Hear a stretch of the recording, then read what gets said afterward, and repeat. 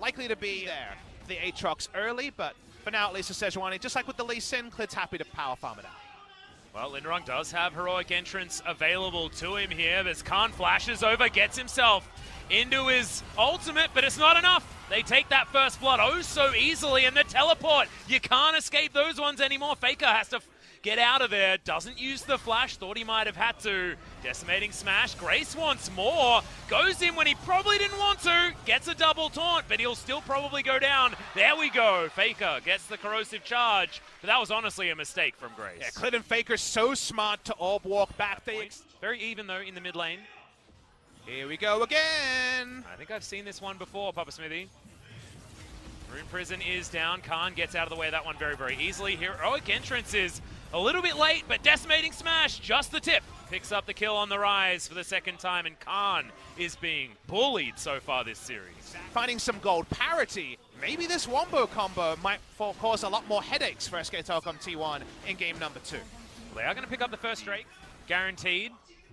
You can't see that passive be thrown over, even though we did, as there's the engage. Malrung's here, but it's a 3v3. Teddy flashes out of the way beautifully, but in goes Root. I don't know whether it's the idea they wanted, because Mata still had the Devour available. It was all a bait. It was all a cunning ruse, and SKT, they win it in the bottom lane. SKT had the gaming is still right up there. Oh, yeah. As a 5-man squad. Let's talk about the Infernal Drake, because, you know, the ults are available. SKT kind of has to fight for it.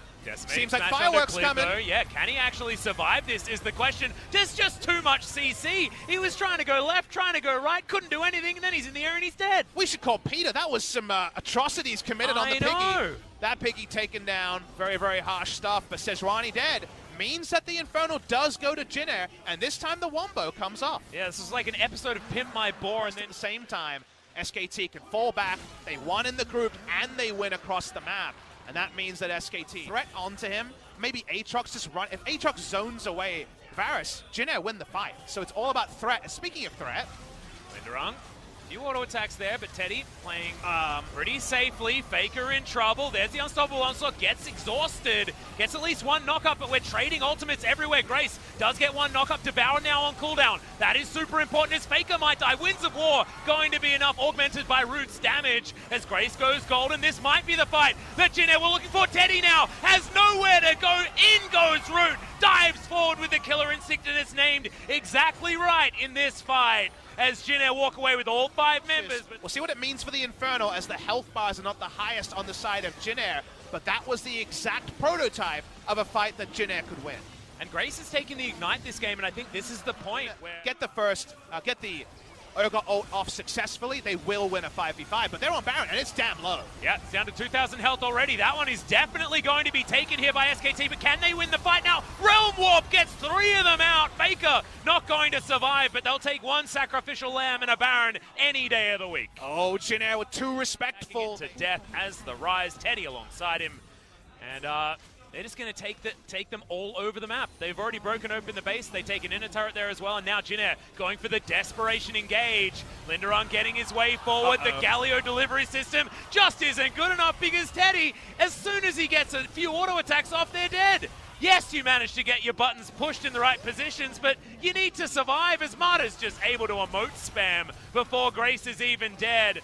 Finally, they get some relevant damage on him, but that's after the whole team has bitten the dust. Sometimes you got to do it all yourself. Teddy says, not going to worry about enemy positioning. I'm just going to assassinate the enemy AD carry. He solo kills Root, and that will be the end of the game. Yep, that is all she wrote, as Teddy just flashing for the fun of it. Linderung on his turret fountain is going to survive for the moment, so you can have that small win, my friend, but SKT will take the 2-0. It turns out you can take the Teddy out of Jin-Air and find some good results for SK Telecom T1. He was able to decide this game in the final fight by assassinating the enemy AD carry. Definitely some hiccups along the way for SKT, especially in game number 2. But in our big first series, the first series of 90 in Lowell Park, we will see SK Telecom T1 and the Dream Team take down Jin-Air 2-0 and leave the SKT fan group largely content. Yes, I'd say largely content. I think game number 2, Jin-Air showed a whole lot more promise. I liked the composition. I feel like if it was more evenly matched as far as